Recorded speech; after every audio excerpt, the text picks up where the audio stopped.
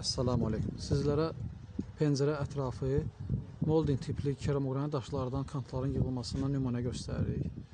Gördüyünüz bu nümunə küncləri 45 dərəcə işlənmə ilə nümunə olaraq qoyulub ki, ev yəsi baxıb qərar versin. Bu ağ daş üzərində mərmər teksturalı daşdır.